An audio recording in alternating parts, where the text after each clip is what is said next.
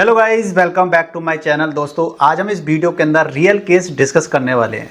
यानी कि आजकल जो मार्केट में चल रहा है कि डोनाल्ड ट्रंप ने 25% टैरिफ लगा दिया, फिर एडिशनल 25% टैरिफ लगा दिया।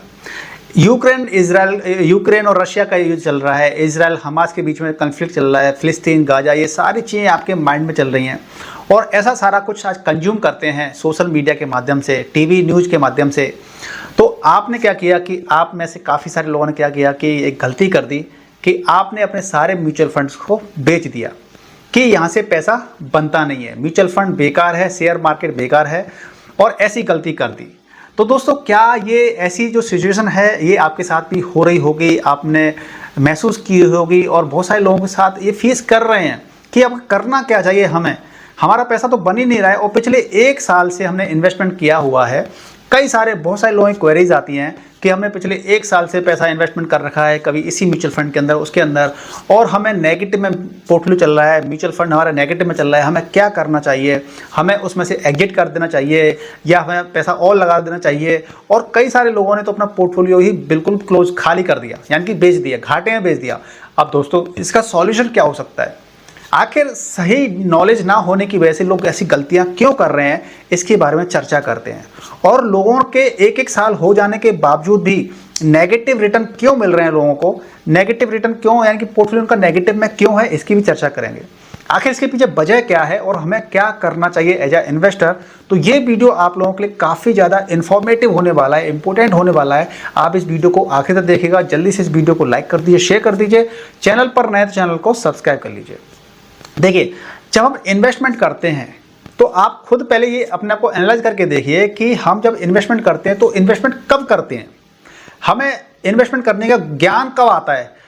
हम में से ज़्यादातर लोगों ने इन्वेस्टमेंट जब किया है जब मार्केट में नई नई न्यूज़ आती है, सोशल मीडिया पे न्यूज़ आती है, टीवी में न्यूज़ आती है कि रिकॉर्ड हाई, यानी निफ्टी ने रिकॉर्ड तोड़ दिया पिछले 5 साल का, पिछले 10 साल का, और ये ऑल टाइम हाई पे चल रहा है निफ्टी 50, है ना, या BSE सेंसेक्स की बात कर लेते हैं।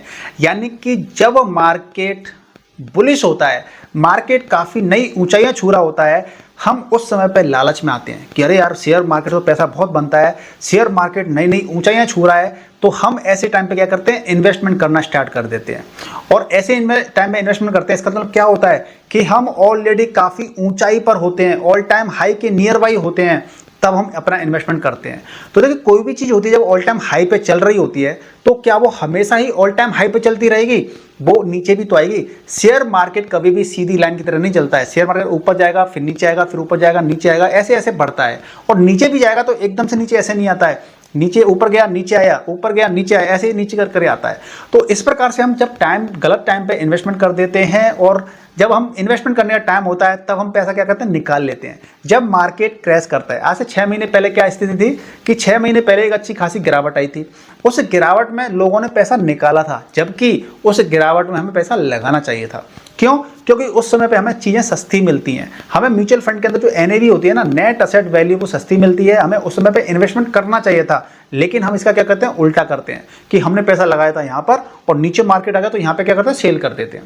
तो जो हम सोशल मीडिया पे न्यूज़ देखते हैं और इन न्यूज़ देखने की वजह से क्या करते हैं, हम गलत डिसीजन ले लेते हैं, हम पैनिक में आ जाते हैं और अपने म्यूचुअल फंड के अंदर जो म्यूचुअल फंड के पोर्टफोलियो हमारा, हम उसको खाली कर देते हैं, यानी कि हम बेच देते हैं।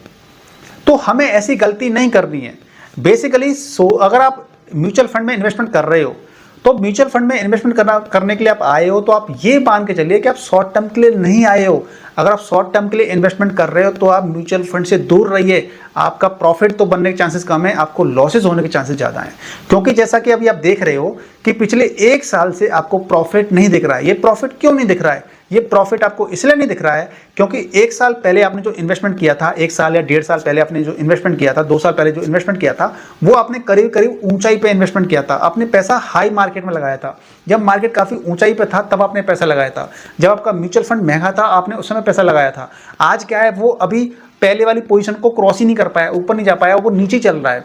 यानी कि आपने खरीदा यहाँ पे था, आपका मार्केट यहाँ चल रहा है, तो लॉस ही तो दिखेगा ना। तो शॉर्ट टर्म में ऐसा होता है, क्योंकि शॉर्ट टर्म में आपको जब म्यूचुअल फंड में कहा जाता है कि भाई कम से कम आप 5 साल के लिए इन्वेस्टमेंट करने के लिए मार्केट में आइए, कम से कम आप 5 साल इन्वेस्टमेंट करेंगे तभी आपको मार्केट अगर नीचे चल रहा है ना तो वो रिकवरी करने का मौका उसको मिल सकता है।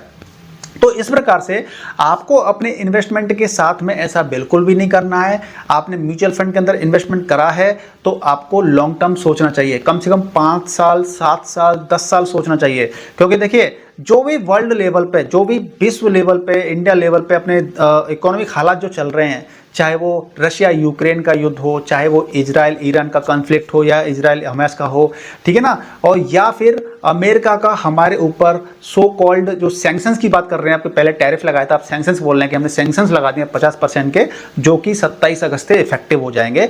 तो ये जो हालात हैं ना, ये हालात चलते रहेंगे। जब कोई प्रॉब्लम आती है तो उसका सॉल्यूशन भी आता है। मैं हमेशा अपने व्यूअर्स को बताता हूं कि देखिए 2008 की मंदी आई थी, उस समय पे लोगों का काफ़ी पैसा, लोग बर्बाद हो गए थे।